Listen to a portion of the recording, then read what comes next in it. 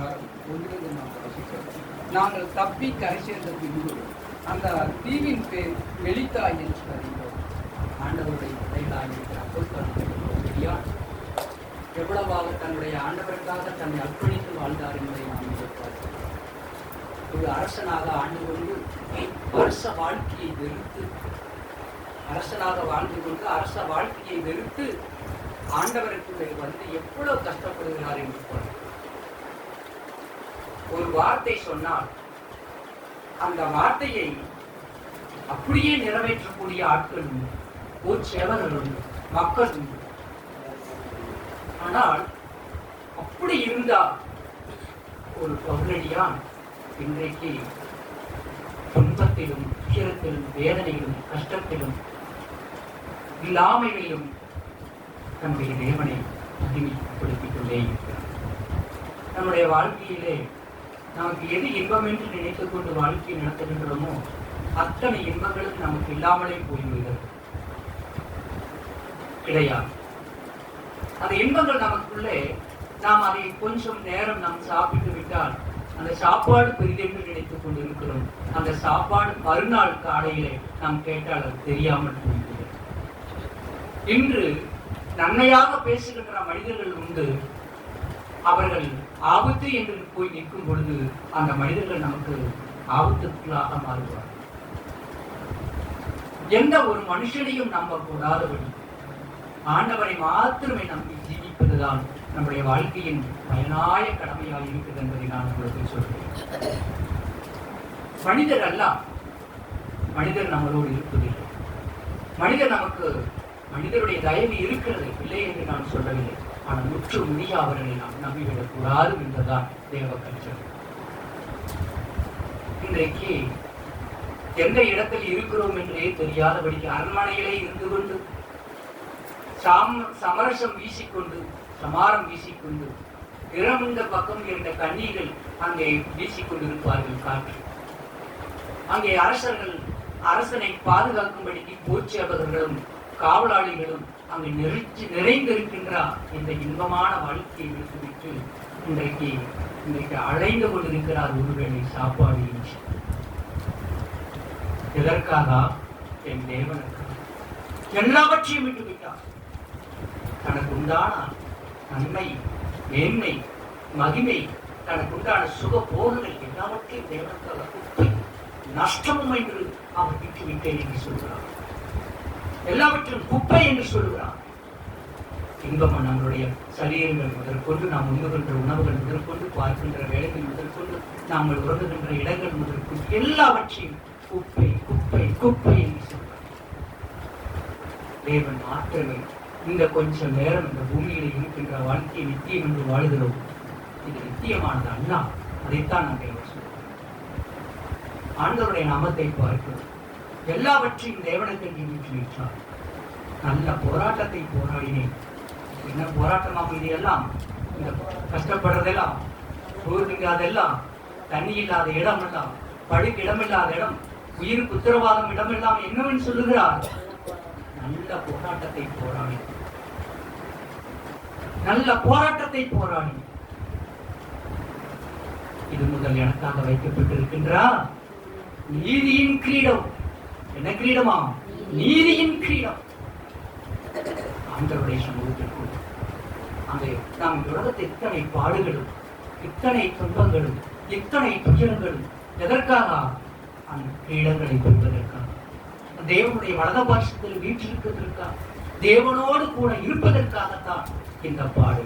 சஞ்சலம் தோன்றி நின்ற போதும் இன்பம் என்றேனே, சஞ்சலம் தோன்றி நின்ற போதும் இன்பம் என்றேனே, விண்ணகம் நோக்கி பார்த்ததால் யாவும் இன்பமே, விண்ணகம் நோக்கி பார்த்ததால் யாவும் இன்பமே. வருத்தமோ சஞ்சலமோ கண்ணீரோ கவலையோ சஞ்சலமோ வருத்தமோ கவலையோ கண்ணீரோ விண்ணகம் நோக்கி பார்த்ததால் யாவும் இன்பம் யாவும் இன்பம் பெற்றவருடன் வந்திடாரே குற்றவன் உள்ளனும் வந்திடாரே பெற்றவர் நம்முடன் வந்திடாரே குற்றவரும் நம்மிடம் வந்திடாரே தான் பெற்ற பிள்ளைகள் வந்திடாரே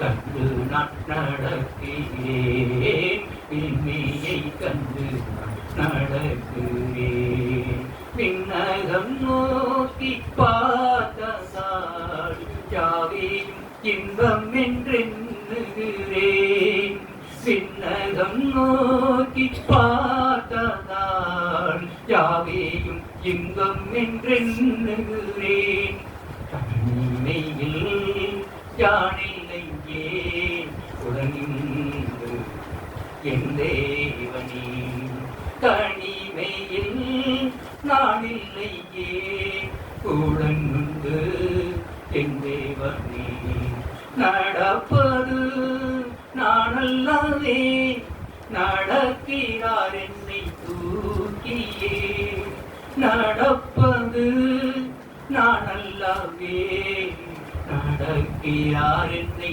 தூக்கியே விண்ணகத்தை நோக்கி பார்க்கும்போது இந்த உலகத்தில் எதையுமே நாம் நம்பக்கூடாது. ஏனென்றால் அதற்காக அவர்களை குறை சொல்வோம் என்று நினைத்துக் கொள்வோம்.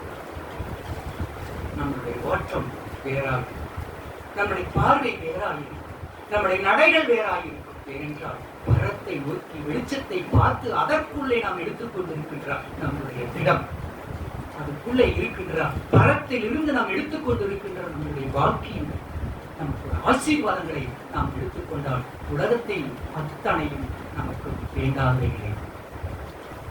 ஆண்டவருடைய நான் சொல்லுகிறேன், நான் இன்றைக்கு ஆண்டவரிடத்தில் இருக்கிறோம் என்று இன்றைக்கு வார்த்தையை கேட்டுக்கொண்டு நடப்போம். அதுவல்தான் அவர் தனக்கு வேண்டுமானவர்களை கருவில் இருந்து கண்டபடினாலே அவர்கள் கருவில் இருந்தே அவர்கள் செய்கின்ற எல்லா செயல்களும் அநேகருக்கு உதவிகரமாய் அமைந்து கொண்டே இருக்கிறார். எல்லாருக்கும் என்னதான் நீ சொன்னாலும் அதை அவர்கள் நிறுத்திக் கொள்ள மாட்டார்கள். இயற்கையாகவே தானாகவே அவர்கள் அதை செயல்பட்டுக் கொண்டே இருப்பார்கள். நாம் கேட்டு செய்கிறவர்களெல்லாம், நாம் ஆண்டவருடைய வசனத்தை கேட்டு செய்கிறவர்களெல்லாம் இயற்கையாகவே ஒரு உண்மையாகவே அவர்கள் செயல்பாடுகள் அநாதியும் தேவனாகி அவர்களை வழிநடத்துகின்ற வழியினாலே அவர்கள் எப்போதுமே அவர்கள் வாழ்க்கையை கீழே இருந்து தள்ள மாட்டார்கள். அநேக உயர்த்தி அவர்கள் வழிநடத்திக் கொண்டே சிறுவயது முதற்கொண்டு இன்றைக்கு மட்டுமல்ல, அவர்கள் பார்த்தாவே அவர்கள் பேசுகின்ற வார்த்தைகளே நமக்கு காட்டிக் கொடுக்கும், அவர்கள் கைகளுடைய உபகாரங்கள் நமக்கு காட்டிக் கொடுக்கும்.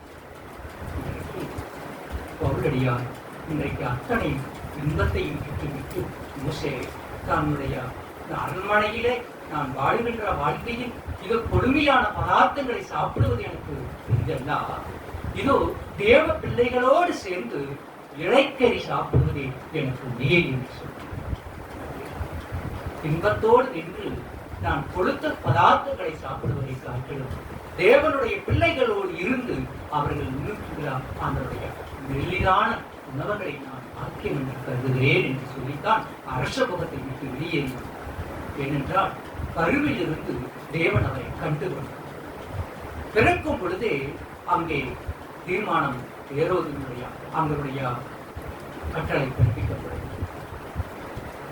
பிறப்பில் இருந்தே அங்க பார்வோன் ஒரு கட்டளை பிறப்பிக்கின்றார். பிறப்பில் இருந்தே ஒரு கட்டளையை பிறப்பிக்கின்றார், இங்கே குழந்தைகள் கொல்லப்பட வேண்டும். ஏரோது கட்டளை பிறப்பிக்கிறார், இயேசு பிறக்கும் பொழுதே குழந்தைகள் கொல்லப்பட வேண்டும். கருவில் இருந்தே இங்கே எல்லாரும் தேவனுடைய பிள்ளை தேவன் கண்டு கொண்டிருக்கிறவர்கள் துன்பத்தின் ஓடு. ஆனால் இந்த துன்பம் அவர்கள் அனுபவிக்க வேண்டும் என்று தேவன் தனியாக அவர்களை விட்டுவிடுவது கிடையாது. தேவன் அவர்களை விட்டுவிடுவது கிடையாது. அவர்களுக்கு தேவன் துணையாக இருந்து கொண்டிருக்கிறார்.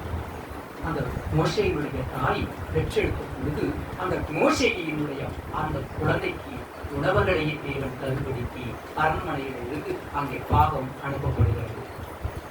அங்கே அந்த குழந்தையை பராமரிப்பதற்கேற்ற அங்கே ஆறுதல் அங்கே அனுப்பப்படுகிறது.